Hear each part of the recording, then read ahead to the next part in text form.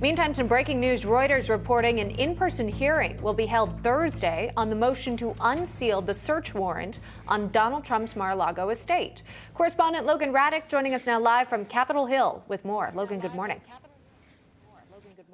Emma, good morning. And you're right. The federal judge is actually allowing that in-person hearing to happen on Thursday on that motion to appeal. But meanwhile, here on Capitol Hill, Congressman Jim Jordan, who's the ranking member of the House Judiciary Committee, says that at least 14 FBI whistleblowers have come forward regarding the Justice Department's conduct in terms of this raid on Trump's Mar-a-Lago in Florida. Now, Congressman Jordan and 17 Republicans on the House Judiciary Committee are asking Attorney General Merrick Garland, FBI Director Christopher Wray, and White House Chief of Staff Ron Klain to send Congress documents and communications related to the FBI raid on Mar-a-Lago in terms of how a search warrant was approved and any communication between the DOJ and the White House regarding the execution of that warrant. Now, they're calling the FBI raid a, quote, weaponization of law enforcement resources against its political opponents. And the White House says it learned of the raid through news reports, even though Attorney General Merrick Garland says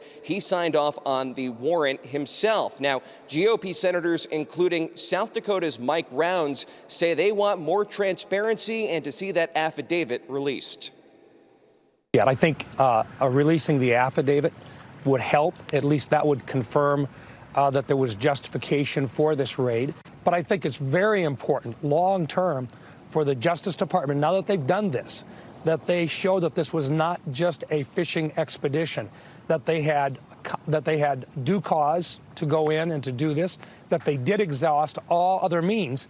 And if they can't do that, then we've got a serious problem on our hands. But the DOJ is hinting that it will not release that affidavit, releasing a statement saying, in part, quote, disclosure of the government's affidavit at this stage would also likely chill future cooperation by witnesses whose assistance may be sought as this investigation progresses, as well as in other high-profile investigations.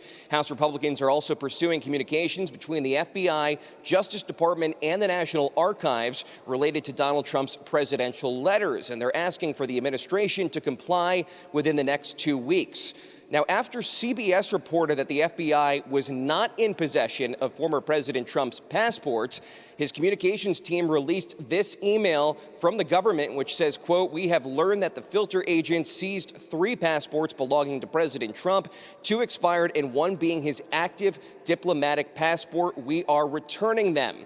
Now, as for the documents seized at the Trump residence last week, President Trump claims that he verbally declassified those documents, but also, again, that hearing, that in-person hearing regarding the search warrant and how that came about, scheduled 2 days from now, and that came through the federal judge overseeing that warrant. Back to you.